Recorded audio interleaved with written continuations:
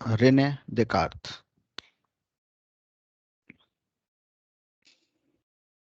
Renee Descartes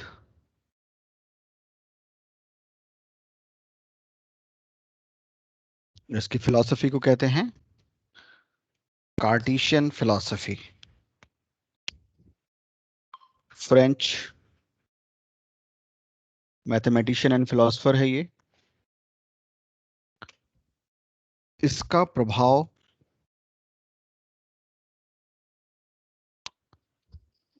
अरे इसका प्रभाव किन लोगों पे पड़ा पड़ा इससे ही आप जान लेंगे कि ये किस हैसियत का फिलोसोफर है, किन लोगों को इसने इन्फ्लुएंस किया। तो हम पढ़ने जा रहे हैं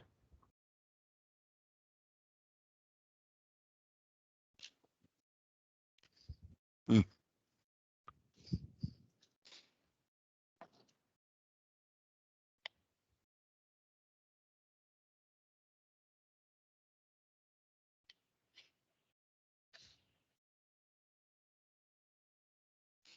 हम पढ़ने जा रहे हैं रेने देकार्त। लिखते हैं इसको डेस्कार्ट, DESCARTES।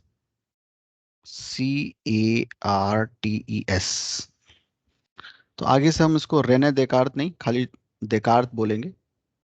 इसका जो पीरियड है, समय है, समय जानना जरूरी होता है, लिखना जरूरी नहीं है। ये सब तो हिस्ट्री की बात है। एग्जाम में जरूरी नहीं है कि आप इसको मेंशन करें, बट आपके दिमाग में रहेगा तो आप समझ पाएंगे कि ये इसका टाइम पीरियड इरा कौन सा है। तो ये फ्रेंच फिलोसोफर है जो कोई 1596 में इसका जन्म हुआ है और 1650 में इसकी मृत्यु हुई है।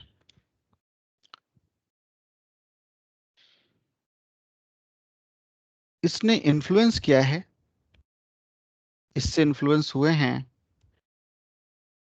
इनके बारे में आप कहीं पे पहले ही पेज पे लिख लीजिए, ताकि एग्जाम में डायरेक्ट तो मौका नहीं है लिखने का, फिलॉसफी में नहीं है, बट आप समझने में आसानी होगी किसी फिलोसोफर को। John Locke.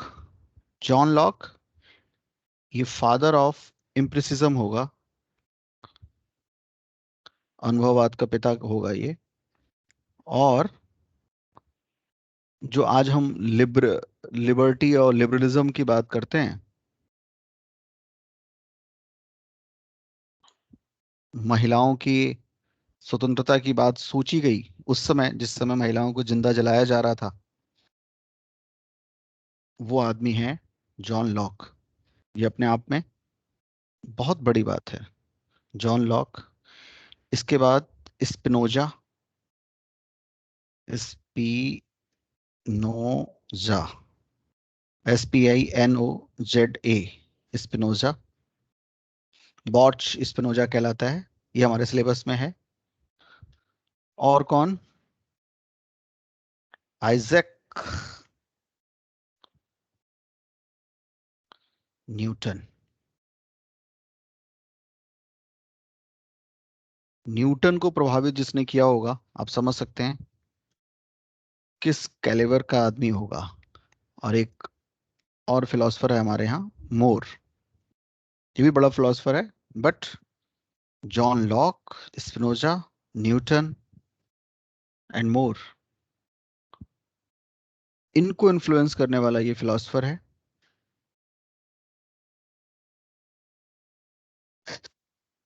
काफी क्रिएटिव मैथमेटिशियन है। इसको कहा जाता है कि Descartes was a creative mathematician in the first order, या इंपॉर्टेंट थिंकर, साइंटिफिक थिंकर है,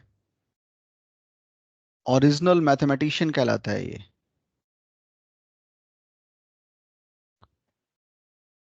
जैसे कि आप लोगों ने बचपन में पढ़ा होगा कार्टेशियन मैथमेटिक्स में इसको। इसका जो इम्पोर्टेंट काम है वो है connection between geometry and algebra. बहुत सारे प्रॉब्लम को इसने सॉल्व किया, ज्योमेट्रिकल प्रॉब्लम को इसने सॉल्व किया है। बहुत फेमस फेमस कोट्स हैं इसके। जैसे एक बहुत फेमस कोट है, आप इसको कहीं लिख सकते हैं, किसी ऐसे में या कहीं इस्तेमाल कर सकते हैं किसी फ्रेज को बनाते समय। है it was not enough to have a good mind, या it is not enough to have a good mind, the main thing is to use it well. केवल एक अच्छी बुद्धि का होना काफी नहीं है, व्यवहारिकता से उसका इस्तेमाल करना बड़ी बात है। जैसे कि हमने देखा है, लास्ट क्लास में भी मैंने कहा था कि पढ़े लिखे लोग होते हैं, बहुत सारे लोग पढ़े लिखे होते हैं, और उनका पढ़ना लिखना समझ के साथ कई बार नहीं होता, पर्पस ही होता है उनका। ब्रिटिशर्स के आने के बाद हमारे यहाँ और भी ज़्यादा, हमारा पर्पस ही था पढ़ने का कि नौकरी मिल जाए, नौकरी के लिए पढ़ रहे होते हैं। तो बहुत अच्छा पढ़ते हैं तो नौकरी मिल भी जाती है। समझना उनका पर्पस नहीं होता। और जो समझते हैं, हो सकता है पढ़े हों चाहे ना भी पढ़े हों, उनके यहाँ वो नौकरी कर रहे होते हैं। वो होते हैं कोई अडानी, या वो होते हैं कोई रिलायंस, वो होते हैं कोई वेदांता, अग्रवाल साहब वेदांता वाले। हाई स्कूल बीच में छोड़ दिया उन्होंने, बिहार में पढ़ते थे और हाई स्कूल पूरा नहीं किया, और वेदांता के मालिक हैं। तो इससे मैं ये नहीं कह रहा कि पढ़ना नहीं चाहिए मैं कह रहा हूँ, वही बात इसकी बात को कह रहा हूँ कि समझ डेवलप करने की बात है। और तो जो पढ़ा वो बन गया चार्टर्ड अकाउंटेंट, और चार्टर्ड अकाउंटेंट बन के उस तरह के 200-300 चार्टर्ड अकाउंटेंट किसी वेदांता के लिए काम करते होंगे, बहुत सारे लॉयर काम करते होंगे, बहुत सारे और हर तरह के पढ़ाई वाले लोग काम करते होंगे। समझ बड़ी बात है। हमने हिस्ट्री में भी देखा है, अलाउद्दीन खिलजी अनपढ़, पर आज तक उसकी जो मार्केट पॉलिसी है वो रिसर्च का एक मैटर है। अकबर देखा हमने, अकबर अनपढ़ है, बट वो समझ रखता है कि किसके साथ रहना है, तो नवरत्न है उसके। ऐसी ही समझ औरंगजेब नहीं रखता। तो औरंगजेब नहीं रखता तो फिर उसका परिणाम है कुछ ऐसी ही बात कह रहा है रसलिज्म का ये मॉडर्न फिलोसफर। मैं आपसे जानना चाहता हूं पहले तो, फिर मैं आपकी जानकारी में जोड़ूंगा या घटाऊंगा जरूरत पड़ी तो। आप लोग बताएं, मॉडर्न मीन्स व्हाट। सबसे पहले तो यहीं से शुरुआत करते हैं। मॉडर्न से आपका, आप क्या समझते हैं जब आप कहते हैं कि मॉडर्न है ये कोई चीज, तो आप क्या समझते हैं इससे? बताए कोई भी। मैं आपको देख नहीं पा रहा इसलिए आप में से कोई भी बोलना शुरू करे।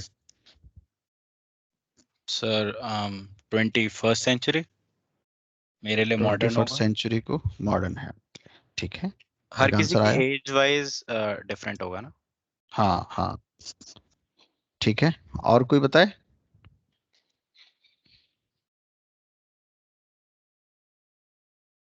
जल्दी से बोलो। सर मॉडर्न मतलब सर कुछ नया, जो मतलब अभी तक के कन्वेंशंस कुछ को नया। चैलेंज करे या फिर उसको आगे बढ़ाए, इम्प्रूव करे। मॉडर्न मतलब कुछ नया, ओके, जो चीजों को इम्प्रूव करे, राइट। Yes sir. हमें एक्चुअल में क्या क्या पढ़ना है एक बार ये भी देख ही लेते हैं सिलेबस में जो हमारे है। Mind body problem,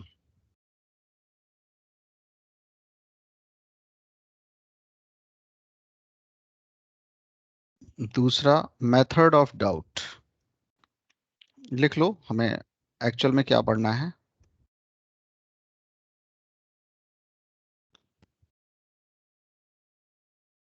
third, proof for the existence of God. और 4 चीजें ही पढ़नी है। आर्गुमेंट,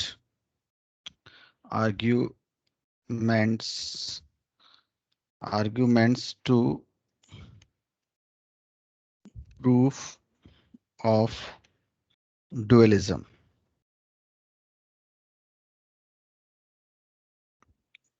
ये 4 चीजें पढ़नी है। और जिसमें मैंने कहा, मैंने पहला ही सेंटेंस बोला कि Descartes was the first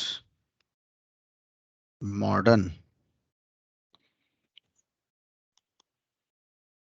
philosopher। अब हम जानते हैं कि मॉडर्न का मतलब क्या है,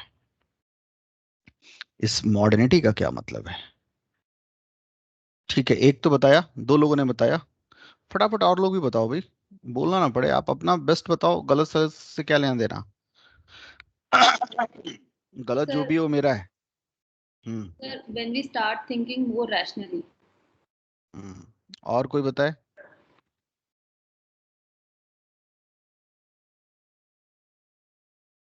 सर एक लॉजिकल थिंकर। ठीक है, समझे, चलती है, चलते हैं। देखो, 2 चीजें होती हैं, ध्यान से समझेंगे। हम 2 चीजों के बारे में बात करते हैं। एक बात होती है ट्रेडिशनल,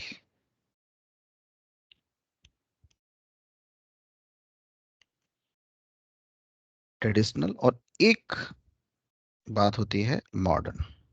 एक दूसरे के अपोजिट। पहले समझते हैं ट्रेडिशनल का मतलब क्या है, फिर मॉडर्न पे आते हैं। ट्रेडिशनल, परंपरागत, परंपरा, परंपरा। क्या होता है ट्रेडिशनल, क्या होती है परंपरागत बातें?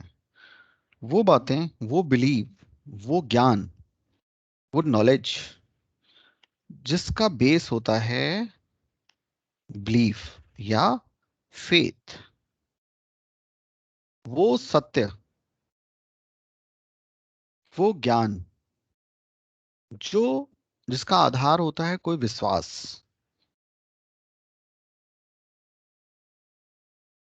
जिसकी शुरुआत होती है विश्वास से। किसी ज्ञान के बारे में, किसी नॉलेज के बारे में अगर उसका बेस या उसकी जो शुरुआत है, उसका स्टार्टिंग पॉइंट है, वो है विश्वास या आस्था,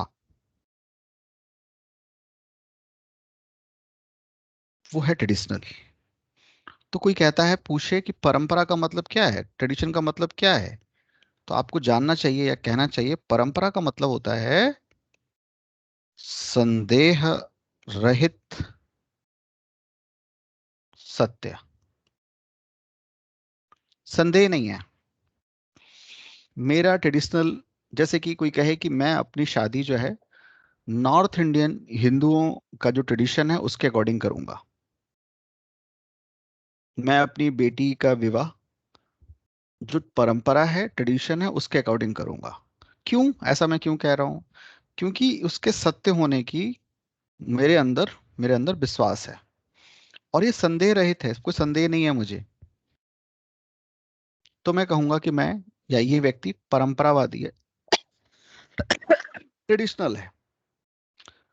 जो ट्रेडिशनल होगा उसके लिए एक शब्द हम और चुन सकते हैं, थोड़ा हार्ड होगा लेकिन उसी से जुड़ा हुआ है, डॉगमेटिज्म।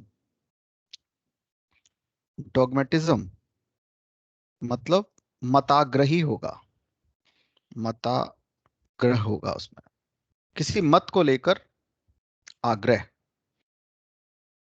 वो रूढ़िवाद होगा।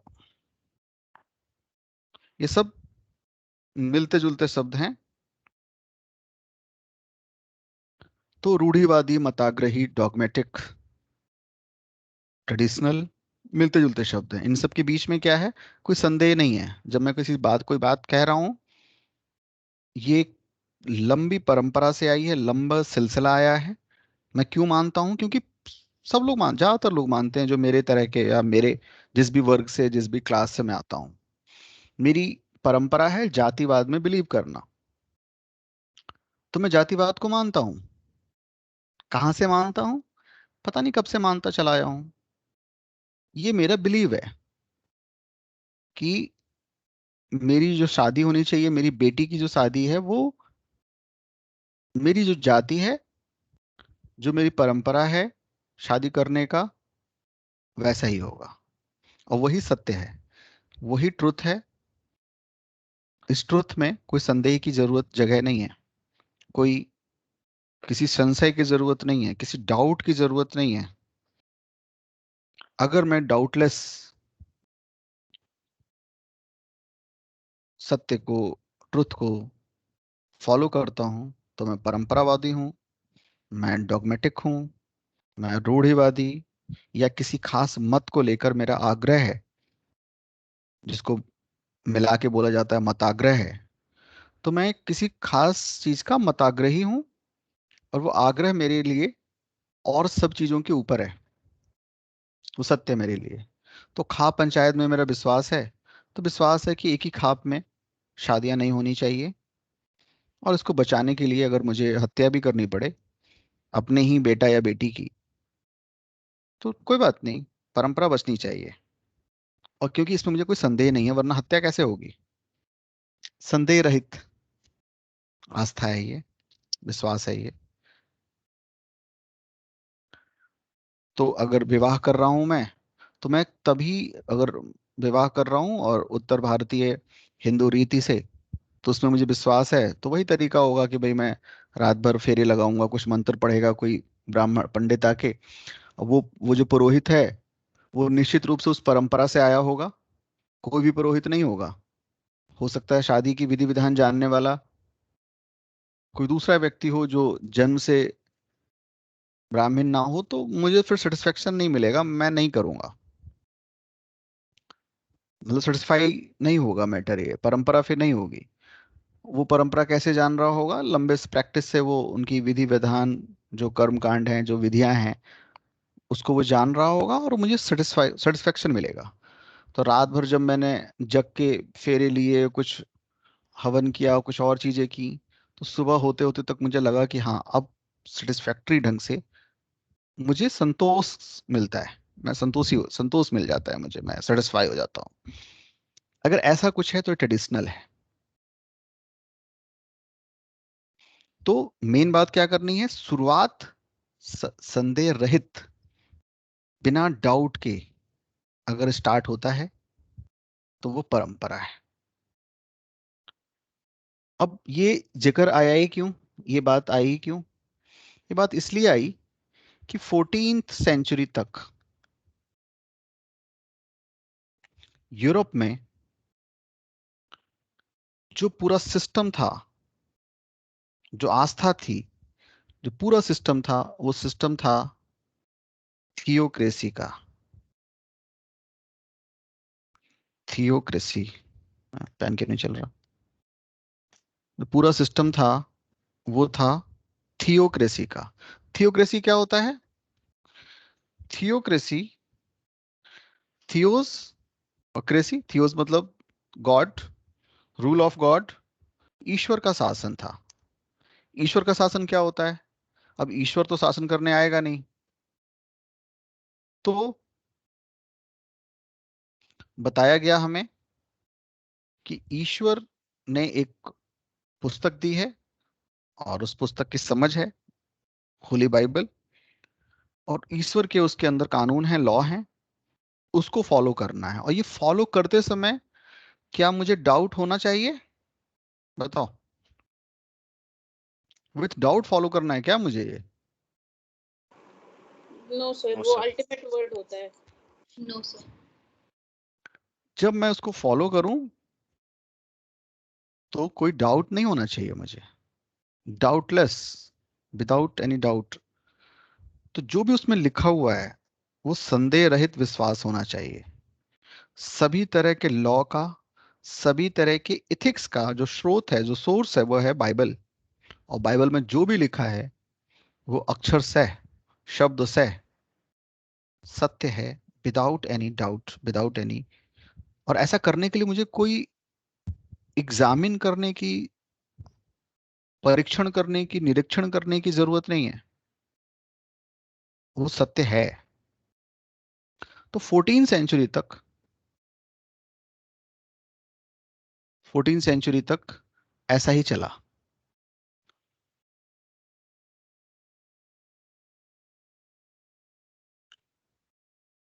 ईश्वर का शासन। अब इसमें किंग भी हुआ हुआ करते थे, ये हम सेकंड पेपर में पढ़ेंगे। बट किंग विंग की कोई हैसियत नहीं थी। असली बात थी प्रीस्ट, जो पुजारी है, पुरोहित है क्रिश्चियनिटी का, प्रीस्ट। अगर उसको वो सेटिस्फाई है, उसको लगता है कि ईश्वर का ही शासन चल रहा है, ईश्वर के नियमों के अनुसार चल रहा है, बाइबल के नियमों के अनुसार चल रहा है, तब तक तो राजा है वो। वरना राजा को कभी भी हटाया जा सकता है, क्योंकि मेन बात राजा नहीं है। राजा का काम कानून बनाना नहीं है। लॉ का जो सोर्स है वो किंग नहीं है। लॉ का जो सोर्स है, इथिक्स का जो सोर्स है सोसाइटी में, वो क्या है? किंग या कोई और? बताओ।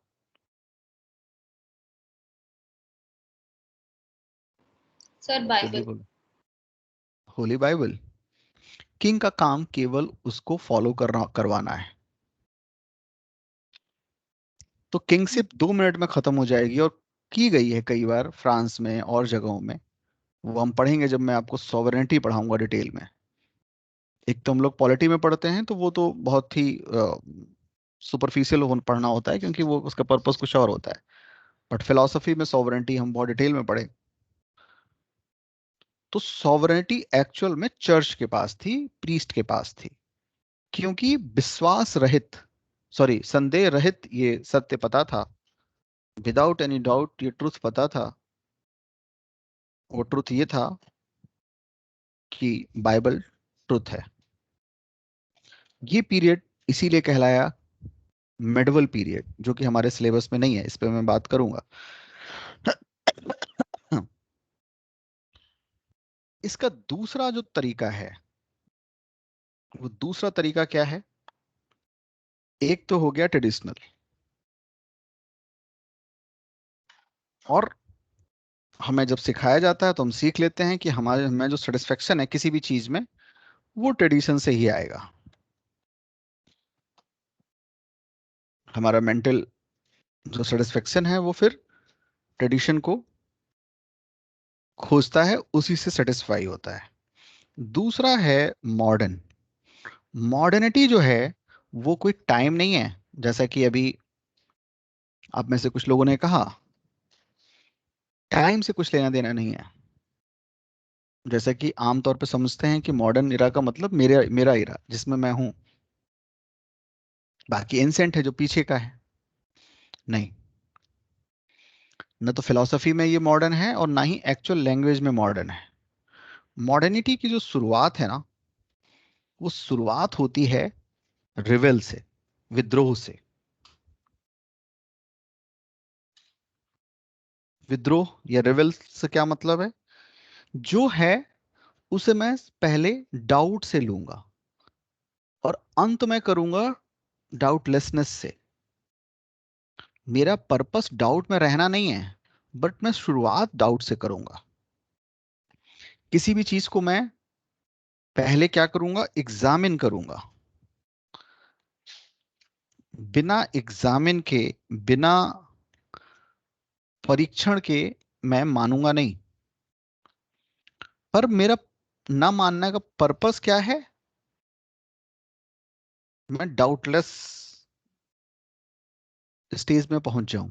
डाउट में पड़ा रहूं, ये मेरा पर्पस नहीं है। मैं केवल पूछने के लिए नहीं पूछ रहा आपसे, मैं जानने के लिए पूछ रहा हूं। तो टेस्टिंग, जो भी मुझे मिलेगा, जिसको भी कहा जा रहा है कि ये सत्य है, नॉलेज है, तो मैं उसको उसको बिलीव से स्टार्ट नहीं करूंगा, मैं डाउट से स्टार्ट करूंगा।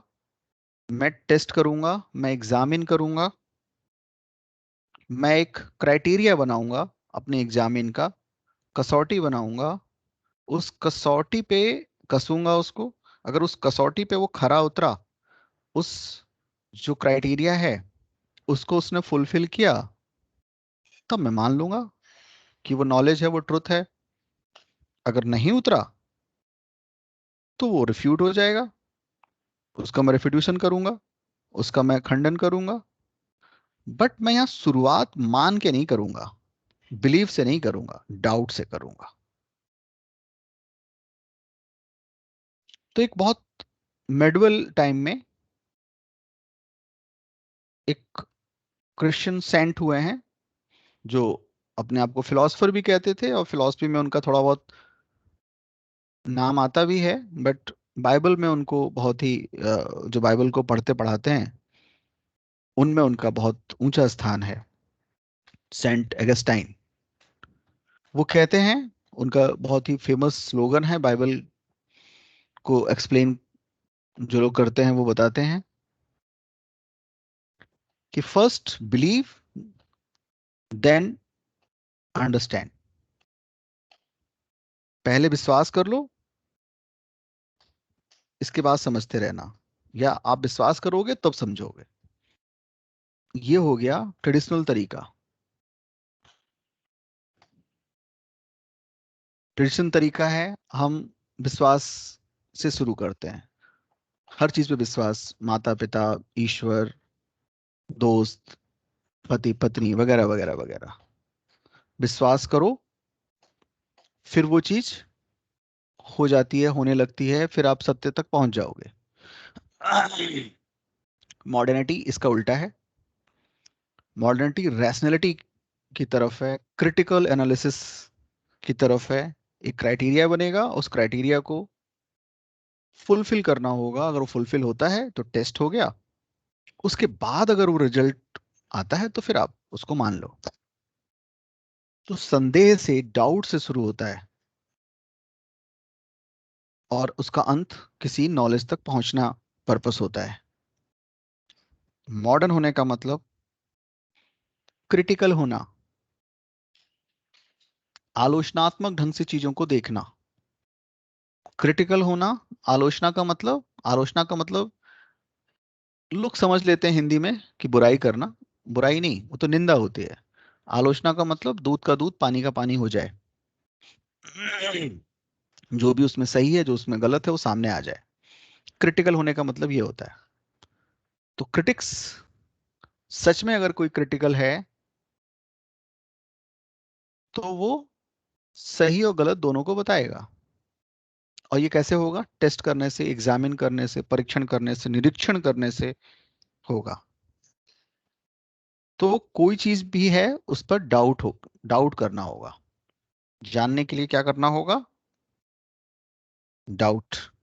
और डाउट से हम ट्रुथ तक, या उस किसी की चीज के फॉल्स होने तक पहुंचेंगे।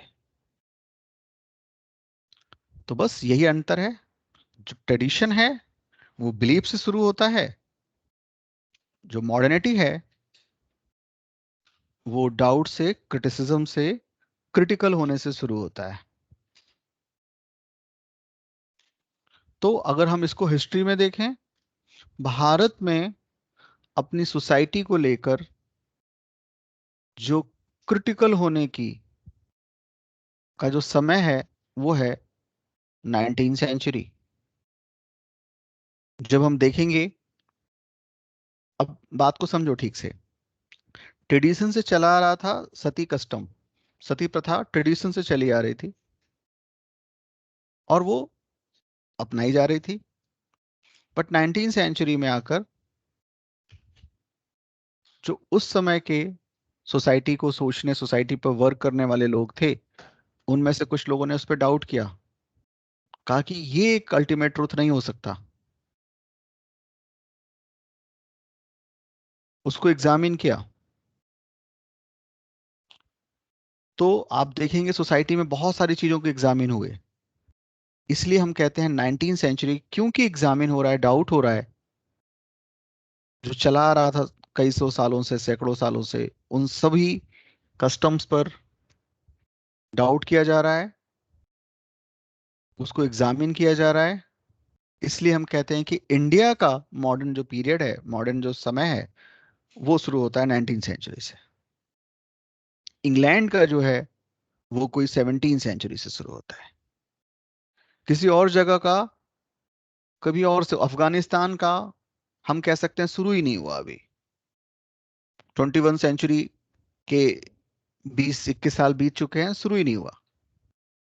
क्योंकि क्राइटेरिया टाइम का नहीं है, क्राइटेरिया है कि वहां पे जो भी चीजें हैं, सत्य का मतलब, ट्रुथ का मतलब कोई एक चीज तो नहीं है। चाहे वो सोशल मैटर हो, चाहे वो रिलीजन हो, कुछ भी हो, अगर वो एग्जामिन से शुरू होता है, डाउट से शुरू होता है, और उसको क्राइटेरिया एक साइंटिफिक मेथड बनता है, वो मेथड ही बताएगा, डेकार्त बताएगा, तो वो होगा मॉडर्न। और इसकी पूरी एक प्रोसेस बनाई, एक पूरा एक मेथड बनाया इस डाउट को। इसको इसको कहते हैं discourse of method, discourse of doubt, Rene Descartes ने। इसलिए इसको father of modern western philosophy कहते हैं। तो ये है one of the chief architect of the modern age, जिसका सीधा प्रभाव न्यूटन पे पड़ेगा। तो ये मैंने इनिशियली आपको बताया। इसके अंदर वो इस्टेब्लिश करेगा जो फिलोसफिकल सिस्टम, वो इंटीग्रेट करेगा साइंस को, थियोलॉजी को एंड एथिक्स को, तीनों पे काम किया है। तो ना केवल ये इनोवेटिव है अपने काम में, बहुत ही डाइवर्स भी है इसका। मैथमेटिक्स पे तो किया ही है, तो बताने की जरूरत ही नहीं है। साइंस पे, थियोलॉजी पे, एथिक्स पे, सब पे काम किया है इसने। इसके कुछ इंपॉर्टेंट वर्क्स आप देखें तो आप समझ पाएंगे। जैसे लिख लो हिज इंपॉर्टेंट फिलोसफिकल वर्क्स। मैं बाकी मैथमेटिक्स की किताबें नहीं बता रहा, इसके फिलोसफिकल वर्क्स बता रहा हूं केवल।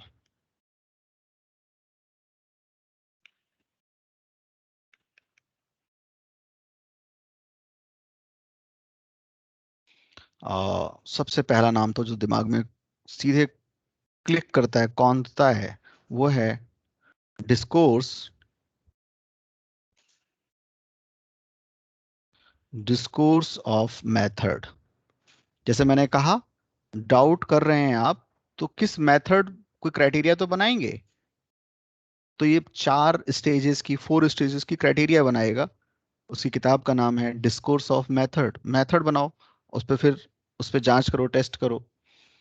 बहुत ही फेमस किताब है, इत्तेफाक से हमारे सिलेबस में है नहीं, और जरूरत पड़ेगी तो मैं थोड़ा बताऊंगा आपको सिलेबस खत्म होने के बाद। मेडिटेशंस।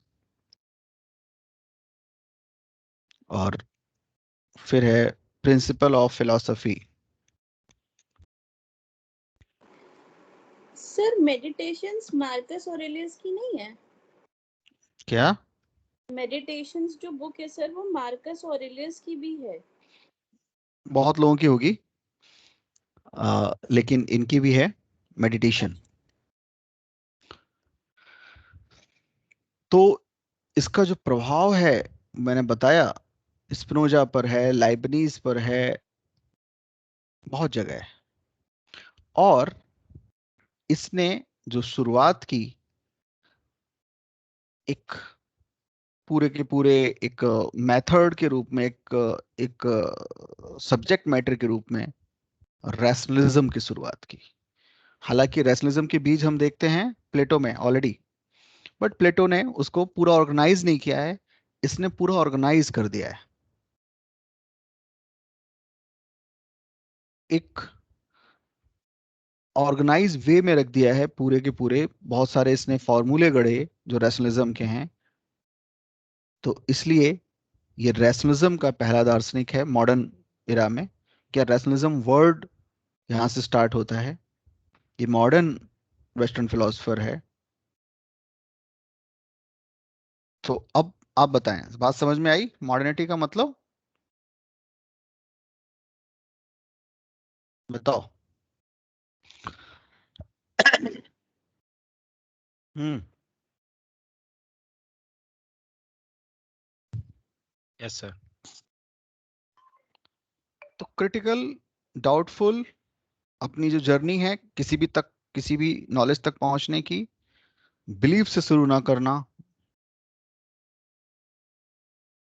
मॉडर्न है, और बिलीफ के साथ शुरू करना ट्रेडिशनल है, ट्रेडिशन है।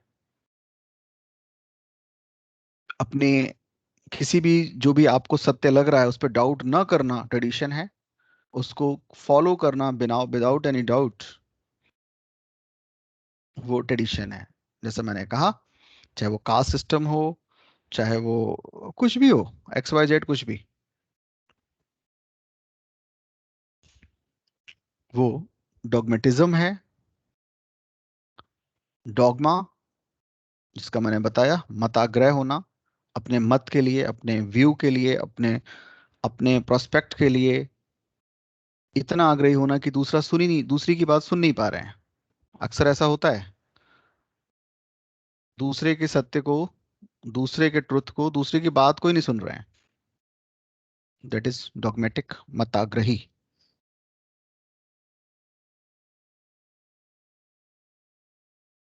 तो फिर रैशनलिज्म का, हमारे सिलेबस में आपको पता ही है, जो हमारा सिलेबस है वो कैसे शुरू होता है, और हम उसके हिसाब से एक बार मैं आपको याद दिला दूं। तो ये फ्रेंच मैथमेटिशियन है। मैंने आपको कहा था कि हमारा जो सिलेबस है फिलॉसफी का, उसमें वेस्टर्न जो फिलॉसफी है उसको हम 3 पार्ट में डिवाइड करते हैं। पहला मैंने क्या बताया था, बोलो फटाफट। पहला पार्ट क्या है?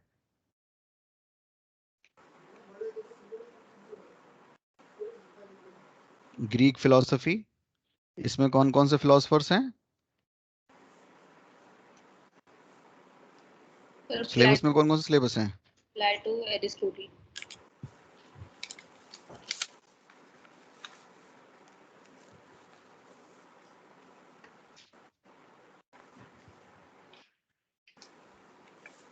एरिस्टोटल, जिससे हम पढ़ चुके हैं। दूसरा है हमारा जो हमने शुरू किया है अभी, modern modern western philosophy. Western philosophy. Modern western philosophy को हम 2 पार्ट में डिवाइड करते हैं, पता है। पहले को बोलते हैं रेशनलिस्ट।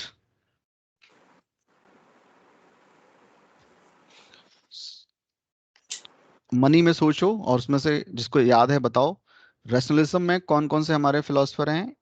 3 फिलोसफर हैं, ABC। रेने डेकार्त, स्पिनोजा तो और लाइबनिज। बिल्कुल ठीक है।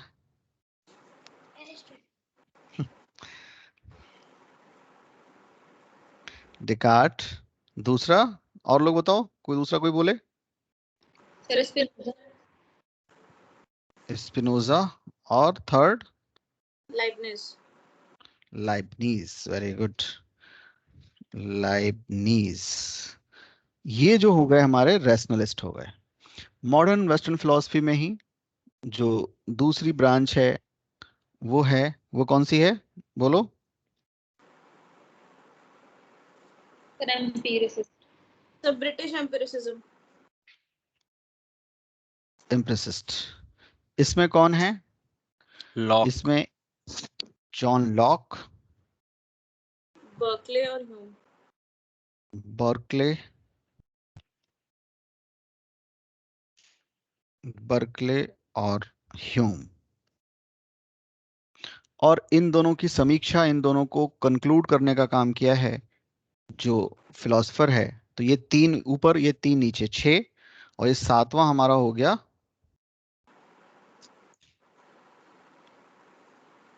Immanuel Kant, critical philosophy. Critical philosophy. और इसके बाद जो तीसरा ब्रांच है या तीसरा है, ये तो हमारा फिर कॉन्टेम्परेरी है। कॉन्टेम्परेरी का मतलब after 19th century, 20th century का टाइम है। से लेकर अब तक।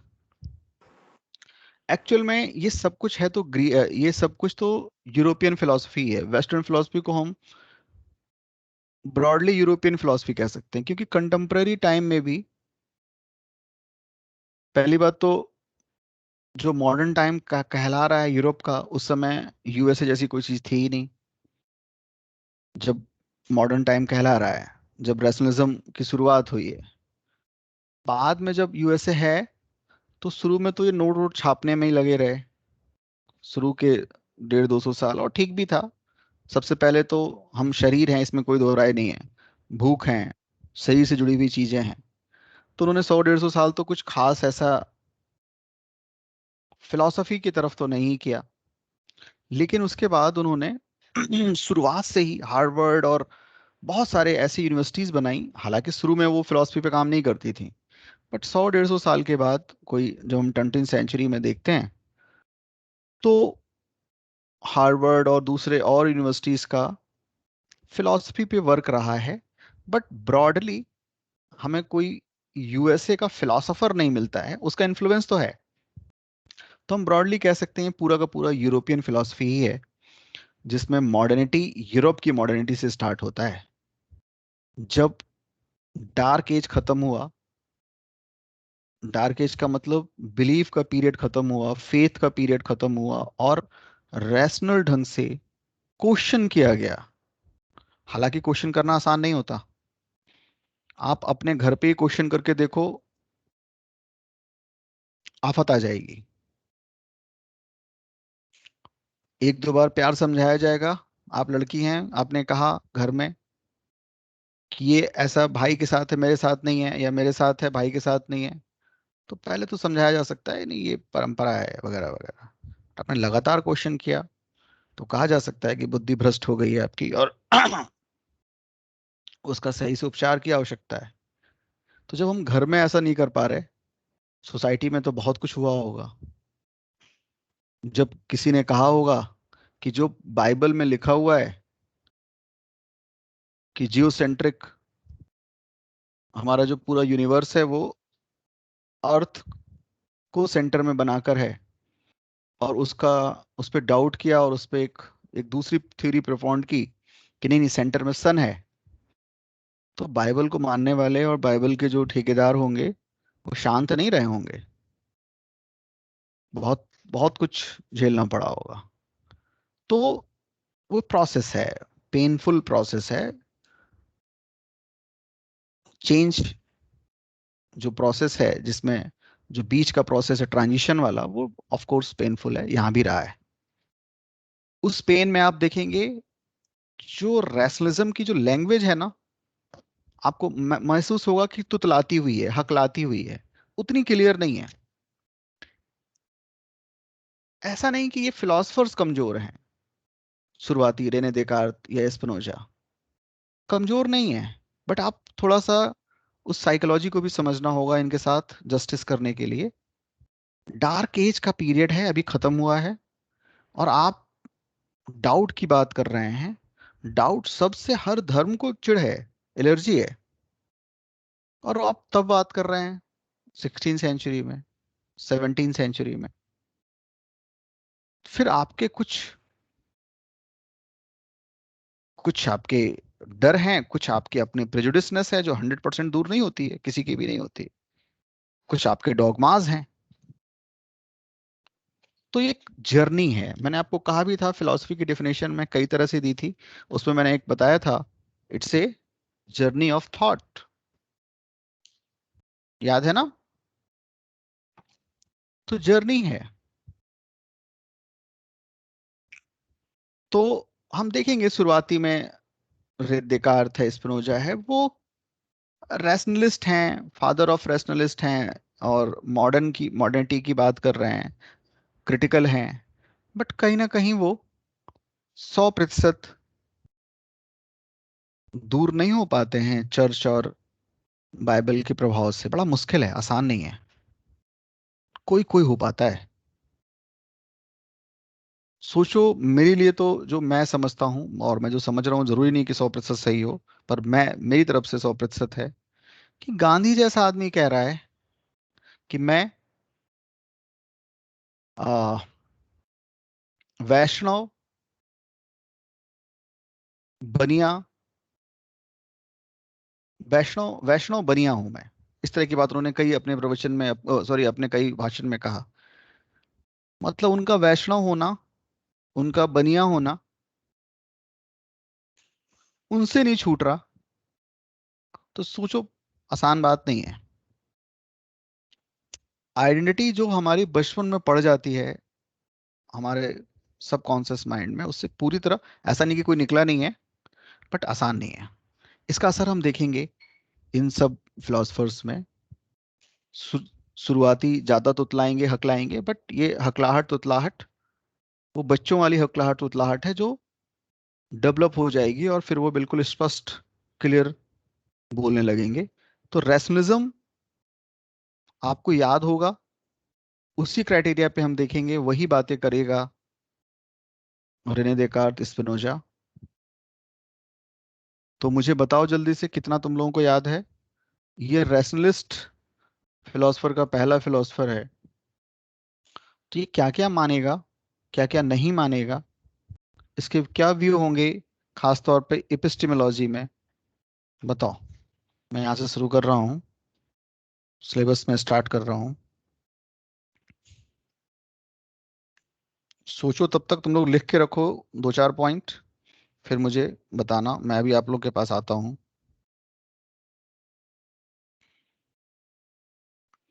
एपिस्टेमोलॉजी ऑफ, अब रेने देकार्त को मैं खाली देकार्त लिखूंगा।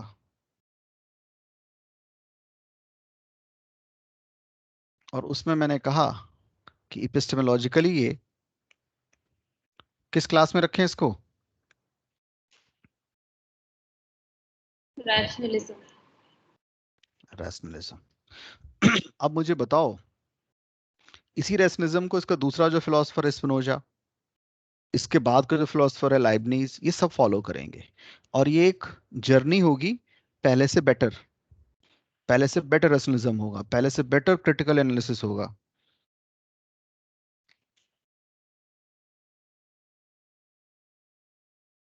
तो जल्दी से बताओ मुझे, मैं इसको ऑफ, इसको हटा के आप लोगों के उस पे आता हूँ।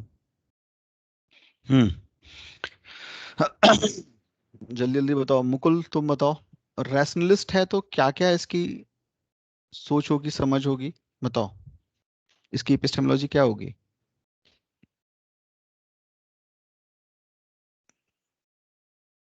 um,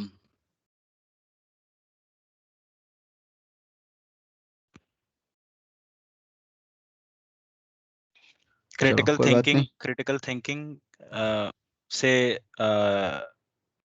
नहीं आ रहा सर, आंसर नहीं आ रहा। कोई नहीं।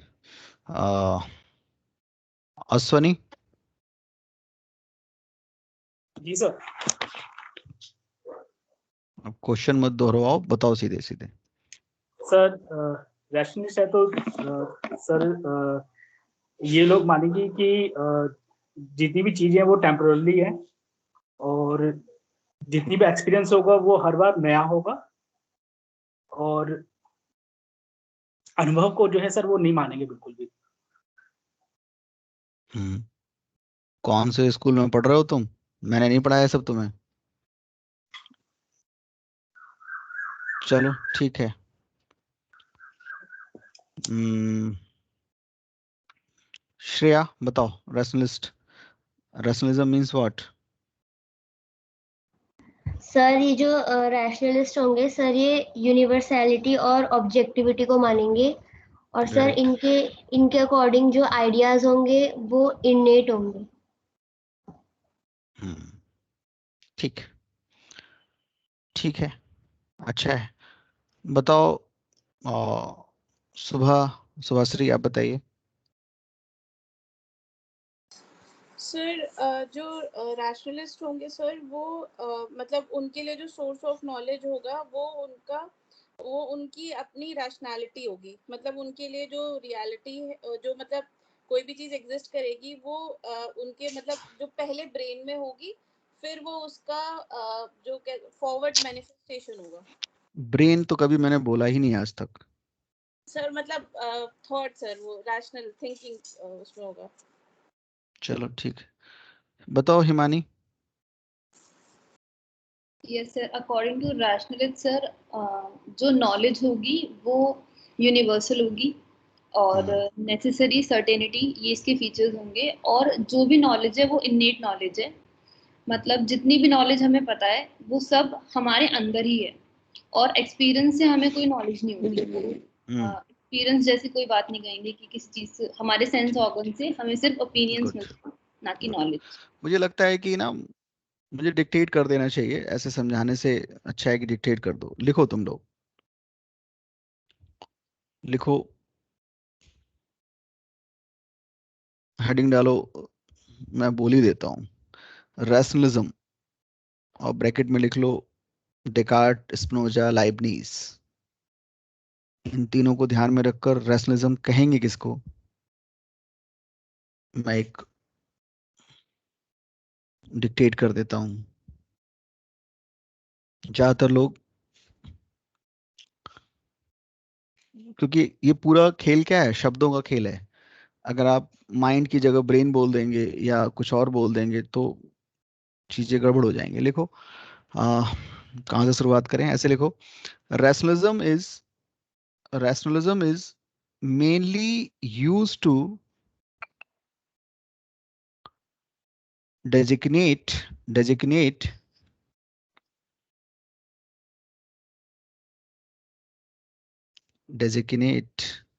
D E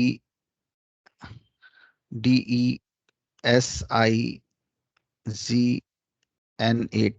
designate a certain kind of theory of knowledge, a certain kind of theory of knowledge.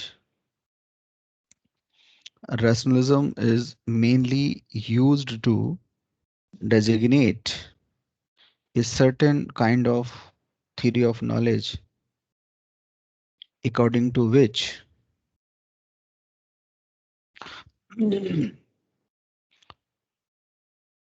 all knowledge is rational in nature. All knowledge is rational in nature.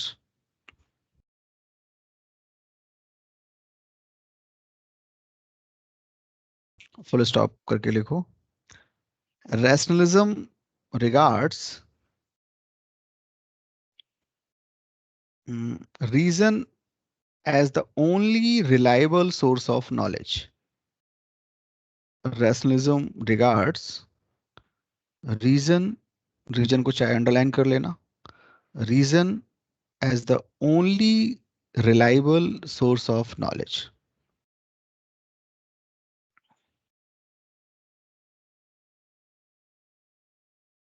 Full stop. लिखो, एक detail ही answer लिख लो ताकि आगे के लिए हमेशा छुट्टी हो जाए। अगर रैशनलिज्म पे आ जाए लिखने को तो लिखो, इसको लिखो, although epistemological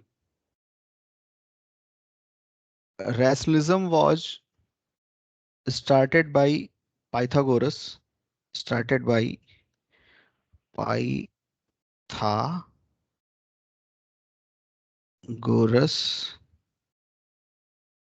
Pythagoras. Although epistemological rationalism was started by Pythagoras and was developed by Plato and Aristotle,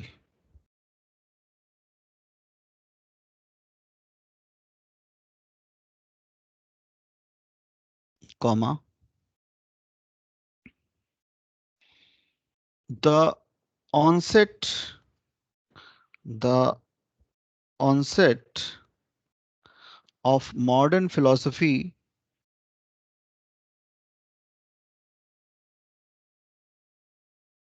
could be traced could be traced from the 17th century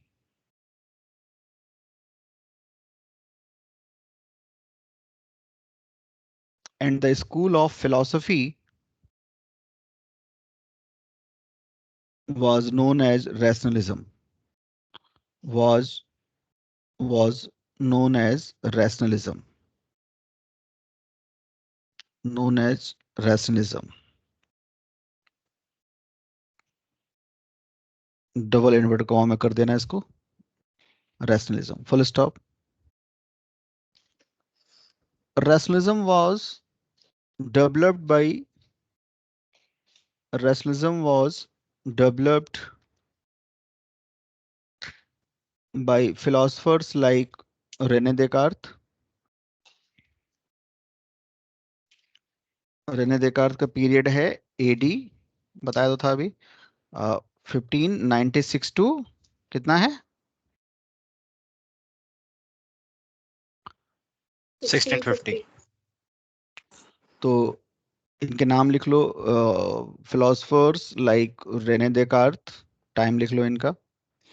इसलिए 17th सेंचुरी मैंने लिखवाया है क्योंकि अभी तो उसका जन्म ही हुआ है 16th सेंचुरी की शुरुआत में, तो इसलिए 17th सेंचुरी लिखवाया है। कॉमा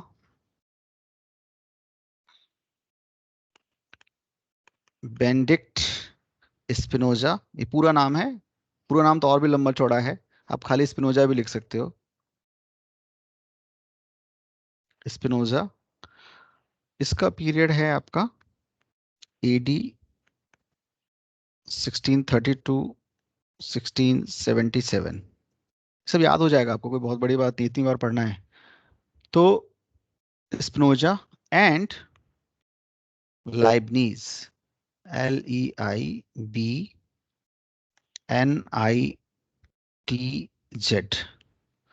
और लाइबनीज का टाइम है 1646 से 1716।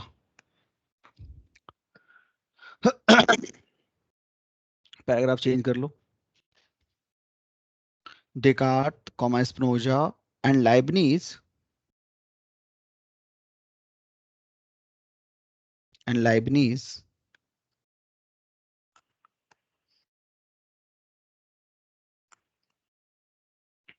fashioned, मैंने लिख दिया है, a new ideal of philosophy.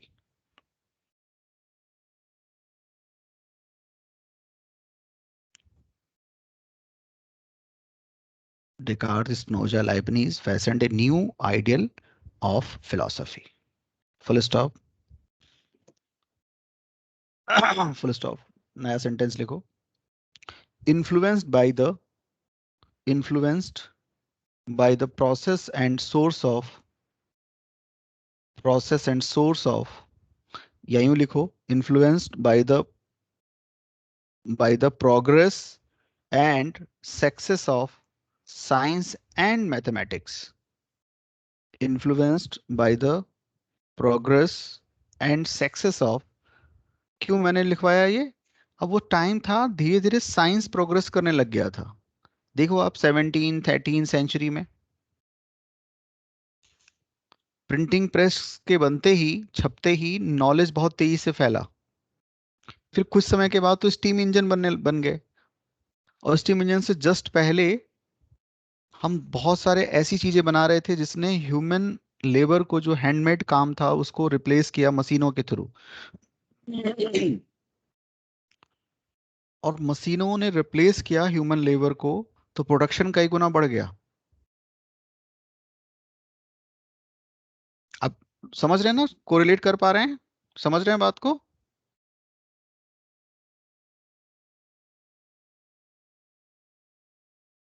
बोलो हाँ या ना। सर भाई क्रिटिकल एनालिसिस ने क्या किया, क्रिटिकल एनालिसिस ने सब चीज पे डाउट किया, सब चीज को देखा कि ट्रेडिशन क्या करा रहा था, ट्रेडिशन चीजों को वैसे का वैसा मान रहा था, तो वो हमारे एक्शन में भी तो दिख रहा था।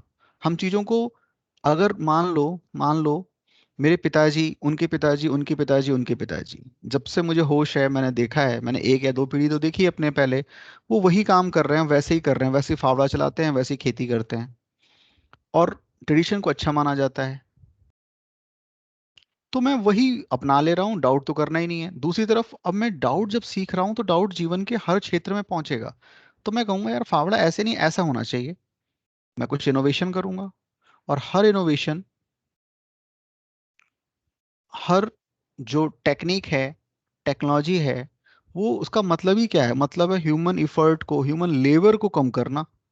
अब ह्यूमन लेबर जब कम हो गया तो प्रोडक्शन बढ़ गया, और प्रोडक्शन बढ़ गया तो मैंने आपसे कहा सबसे पहले हमें अट्रैक्ट करती हैं जो हमारे बॉडी से जुड़ी हुई चीजें हैं।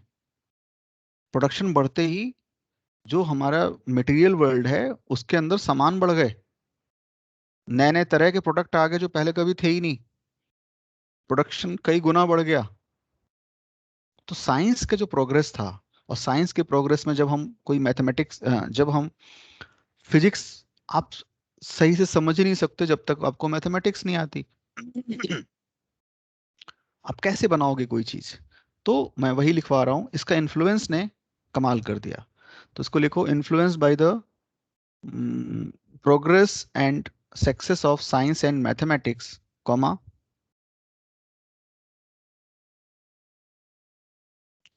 their new program was an attempt to provide their new program was an attempt to provide philosophy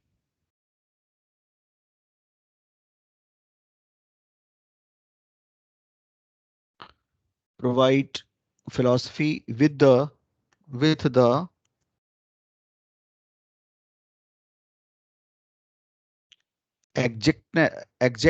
exactness of mathematics.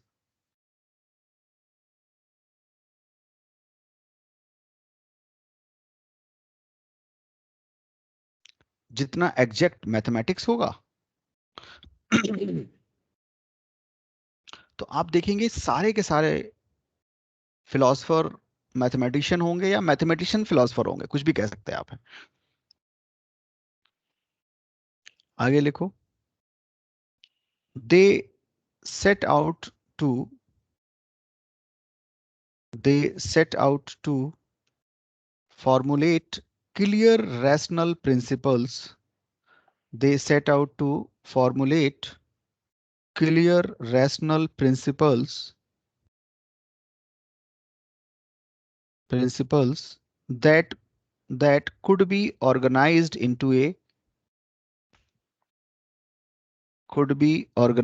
into a system of truth. System of truth.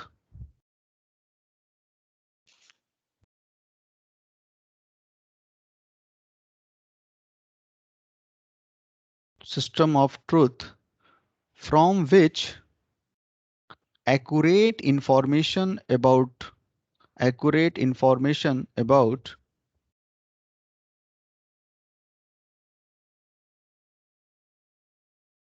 accurate information about the world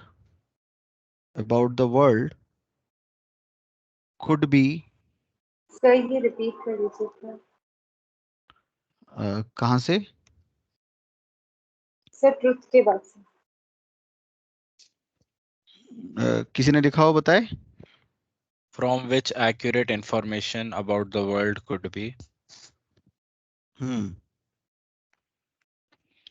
Could be deduced, deduced, deduced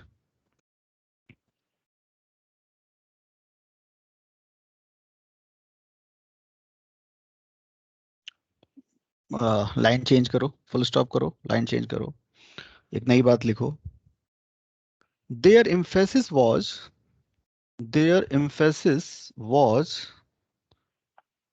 upon the rational capacity of human mind. Their emphasis was upon the rational capacity of the human mind.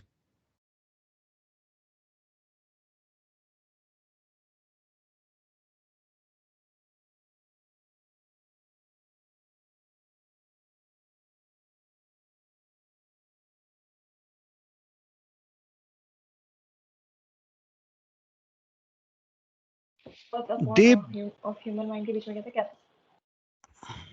हाँ Their emphasis was upon the upon the Faculty of human mind. हाँ, Rational their capacity. Yeah. emphasis was upon the rational capacity of the human mind.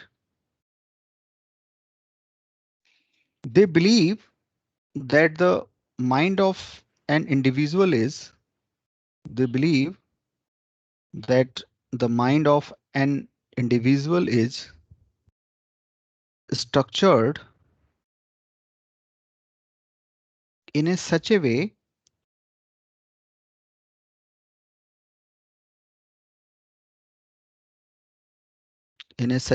that simply by operating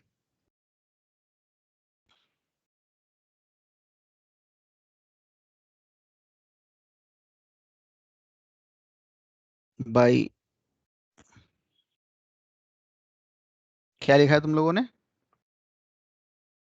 They believed that the mind of an individual is structured in such a way that simply by Such a way operating that simply by operating according to the appropriate method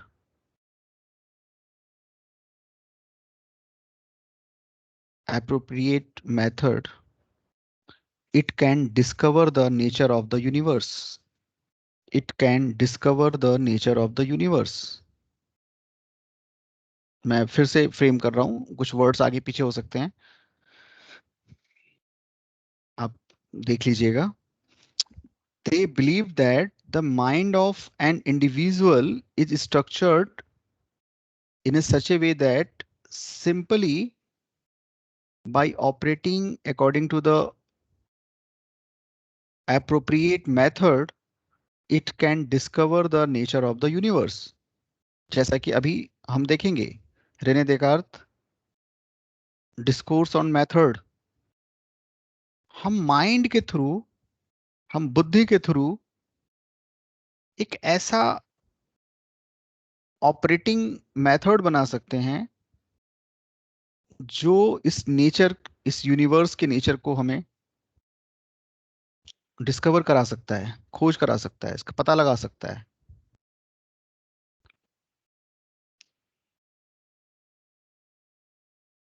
ठीक है. Yes, sir. अब नई बात लिखो, paragraph change करो. The rationalist philosophers have generally drawn a distinct between knowledge and belief.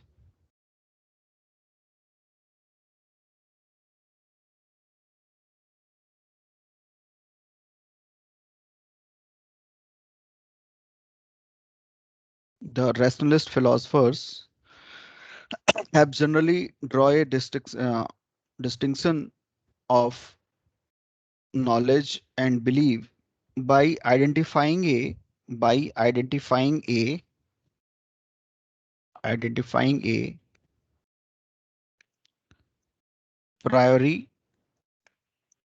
priori propositions of logic and mathematics. Identifying a priori proposition of logic and mathematics as the most certain objects of knowledge. As the most certain objects of knowledge.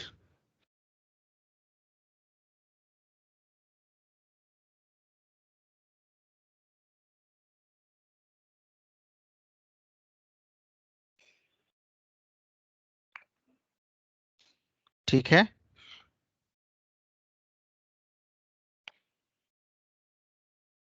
Yes, sir.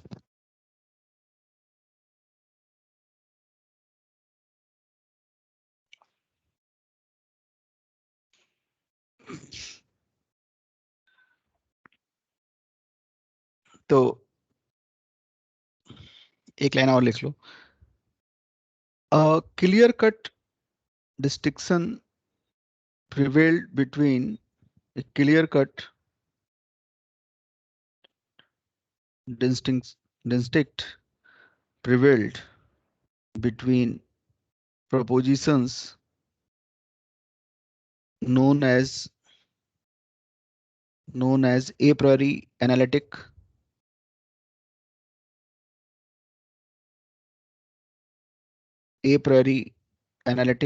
and a post या a posteriori. a priori तो हो गया, और posteriori synthetic. तो एक knowledge हम पढ़ेंगे, वो आगे आएगा जब हम लोग लास्ट पढ़ रहे होंगे रैशनलिज्म का। तो एक है ए प्रायोरी नॉलेज, एनालिटिकल नॉलेज, ए प्रायोरी एनालिटिक, और दूसरा है सिंथेटिक नॉलेज। तो कुछ चीजें बाद में और समझ में आएंगी। तो कहने का मतलब, एक तो मैंने आपको बताया था सिंपल लैंग्वेज में, वो ऑलरेडी रिकॉर्ड है पुरानी क्लास में, जिसमें रैशनलिज्म और इम्प्रेसिज्म का डिस्टिंक्शन है, उसको आप देखिएगा। मैंने आपको लैंग्वेज में भी लिखा दिया है। कुछ पूछना है पूछो। सर ये लास्ट लाइन यही है ना, मैं एक बार रिपीट कर रही हूँ। A clear-cut distinction prevailed between proposition known as a priori analytic and synthetic knowledge. हाँ, ए प्रायोरी एनालिटिक Posterior. एंड पोस्टेरी, ये बोर्ड पे लिखा हुआ है, इस पे लिख दिया है मैंने। ठीक है। Yes, sir. तो चलो, क्या क्या हमें पढ़ना है आज? कितना टाइम हो गया? 7:30। ठीक है, यहाँ से शुरू करते हैं। रेने देकार्त का हमें पढ़ना क्या है?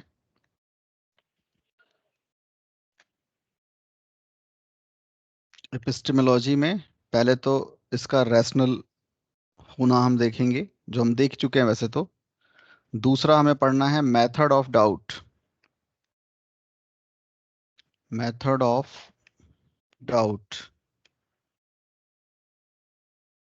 और पढ़ना है टाइप ऑफ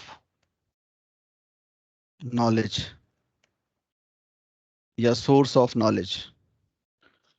तो हमारा जो एग्जैक्ट सिलेबस है वो क्या है, मैं आपको बता देता हूँ। ये तो मैंने बाइफरकेट कर दिया। हमारा सिलेबस कहता है Cartesian method and Cartesian knowledge. Substance, जब भी बात होगी मेटाफिजिक्स की, तो सबस्टेंस बताना होगा कि तुम्हारे हिसाब से सबस्टेंस कौन है। सबने अपना अपना बताया है, इनको भी बताना होगा सबस्टेंस। तो पहला ये हो गया, दूसरी बात ये हो गई, तीसरी बात सबस्टेंस हो गई। फिर ये कुछ बात करेंगे मेटाफिजिक्स में गॉड की, और बात करेंगे माइंड बॉडी डुअलिज्म की।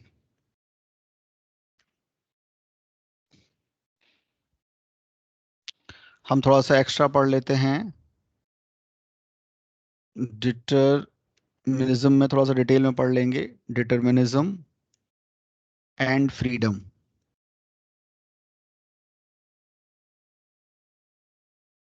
ये अगर हम ये सब पढ़ लेते हैं तो ये सारा सिलेबस हो जाएगा हमारा रैशनलिज्म का। इसमें इतना हम पढ़ेंगे कार्टेशियन में, डिटरमिनिज्म एंड फ्रीडम वगैरह हम पढ़ लेंगे स्पिनोजा लाइबनिज में। ये हमें टोटल पढ़ना है। ये तीनों फिलोसफर आपस में मिले हुए हैं। एक से पहले को डिटेल में समझेंगे, दूसरे और तीसरे कम समझाने पे भी समझ में आ जाएंगे स्पिनोजा और लाइबनिज, क्योंकि इसके रिफाइनमेंट के लिए आएंगे। कुछ उसमें बिल्कुल नई बात नहीं कह रहा हूं। एक शब्द आप लोग कल तक याद कर लो, आज की क्लास यहीं खत्म कर रहे हैं। इसको कॉजिटो इर्गो सुम, कॉजिटो इर्गो सुम, इतना फ्रेंच रटना पड़ेगा। कॉजिटो इर्गो सुम। इंग्लिश में बोलेंगे आई think, comma, therefore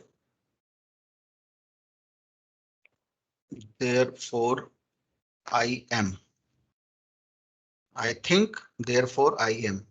Cogito ergo sum.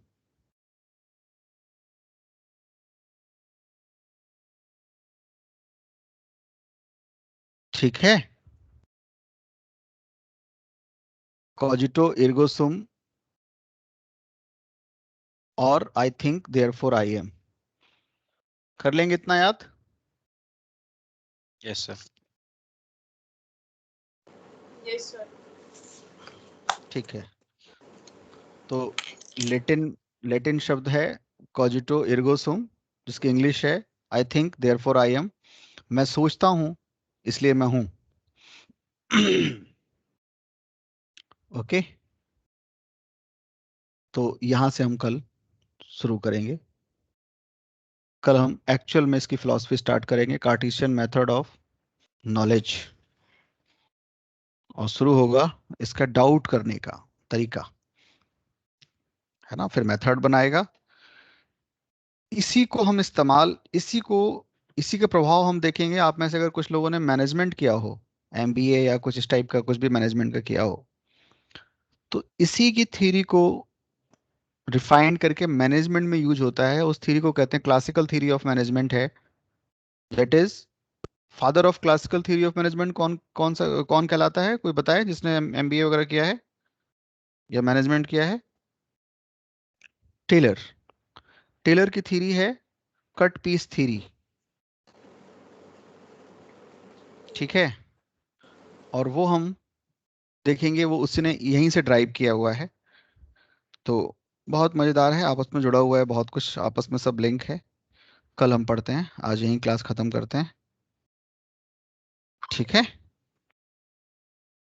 अच्छा, रिकॉर्डिंग ऑफ कर दें।